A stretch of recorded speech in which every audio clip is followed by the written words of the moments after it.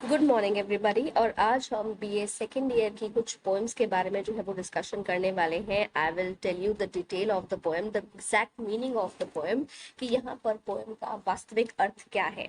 आज की जो पोएम है that is sonnet 18 written by William Shakespeare. I will go with the paragraphs. हम जैसे पहला पैराग्राफ देख सकते हैं, that is shall I compare thee to a summer's day thou art more lovely and more temperate. Rough winds do shake the darling buds of May, and summer's leaves hath all too short a date. यहाँ पर William Shakespeare ये कहना चाहता है कि comparison जो हो रहा है यहाँ पर वो संबोधित करते हुए किसी को कहता है। William Shakespeare is addressing to a fair youth. Fair youth का मतलब एक नौजवान। So here William Shakespeare is praising the beauty of the youth and calls that immortal. वो कहता है कि सुंदरता जो है वो ऐसी सुंदरता होती है जो इमॉर्टल होती है, जो कभी मरती नहीं है।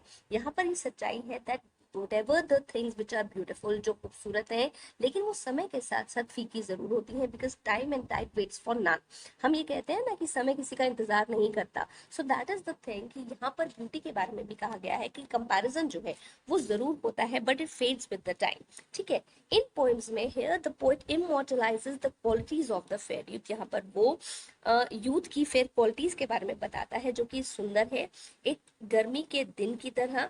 सो ही आस्क कि वो उसको ही शुड कंपेयर हिमसेल्फ, वो उसको कंपेयर करता है एक समर डे के साथ, क्योंकि जैसे गर्मियों का एक दिन बहुत खूबसूरत होता है, बहुत सुंदर होता है मई के मंथ में, उसी तरीके से धीरे धीरे हवा बहती है जहां पर वो फूलों को पत्तियों को छेड़ती है, उन्हें झिलझिलाती है, उन्हें जो हिलाती है, और वो कहती है that summer that लीजेस the birds. ठीक है। लेकिन ये जो ब्यूटी है ये एक शॉर्ट ड्यूरेशन के लिए होती है, कुछ समय के लिए होती है, जहां पर ब्यूटी और क्वालिटी जो है वो हमेशा खूबसूरत रहेगी। तो इस पैराग्राफ का मतलब ये है that here the poet is comparing the beauty the youth with a summer day. Okay.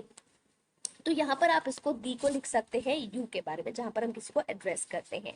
So the second paragraph says that sometimes too hot the eye of heaven shines, often in his gold complexion dimmed, every fair from fair sometimes declines, and by chance or nature's changing course untrimmed.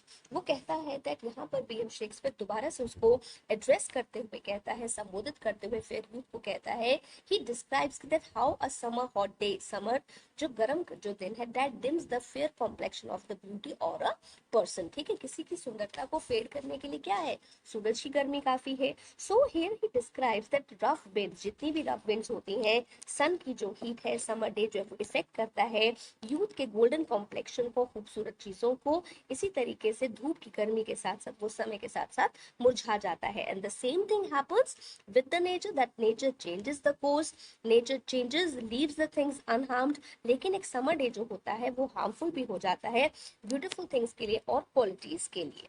Okay, so this is your second paragraph, and the third paragraph says, but the eternal summer shall not fade, nor lose possession of that fair thou wast, nor shall death brag thou won't rest in this shade, when in eternal lines to time thou growest, so long as men can breathe or eyes can see, so long lives this, and this gives life to thee.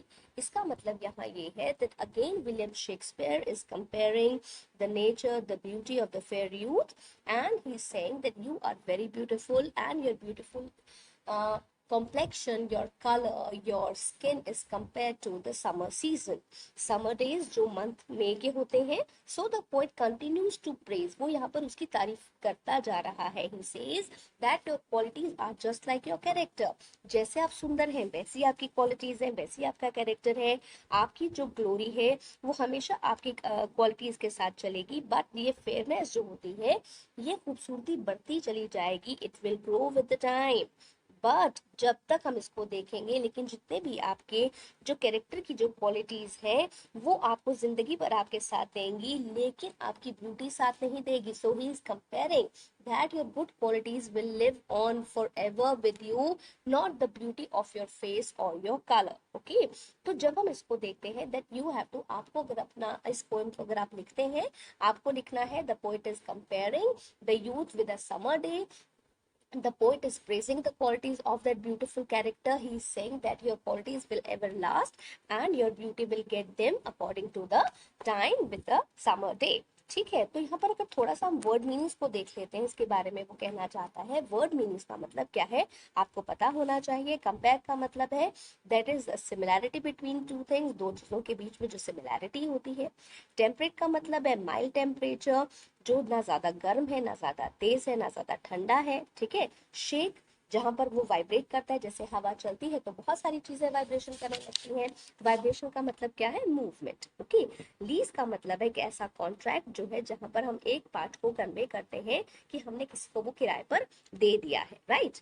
Decline का मतलब होता है जहां पर चीजें धीरे धीरे नुकसान की तरफ जाती हैं। कॉम्प्लेक्शन, आपका कलर, स्किन का कलर कैसा होता है।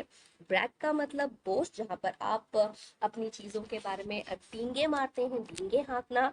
इटर्नल, इटर्नल का मतलब है जो चीजें हमेशा के लिए आपके साथ मौजूद रहती हैं, okay. So this is a very simple poem, आप इसको बहुत अच्छे से लिख सकते हैं। In the thing is, poet ने यहाँ पर किन किन बातों को कहा है। The poet is talking about death, ठीक है, डेथ के बारे में वो कहता है। He is talking about month of May, month of May के बारे में वो कह रहा है। The poet is explaining the eternal summer, कि समर जो है वो बहुत समय तक रहता है, काफी दिनों तक, और धीरे धीरे वो सभी चीजों को, सुबह खिला होता है लेकिन शाम तक वो चीजें मुरझा जाती हैं, ठीक है। ब्यूटी जो है वो हमेशा जिंदा नहीं रहेगी, beauty is not going to life for ever, but your qualities will be remembered. आपकी जो क्वालिटीज है वो आपकी डेथ के बाद भी आपको पहचान दिलाएगी, ओके। तो विलियम शेक्सपियर के जो सोनेट है, this is a sonnet of 14 lines, और इसकी जो राइम स्कीम है वो है ए बी और C D E F G G, okay. So आपको अगर if you like it then thank you, and you can subscribe my podcast channel and my YouTube channel as well.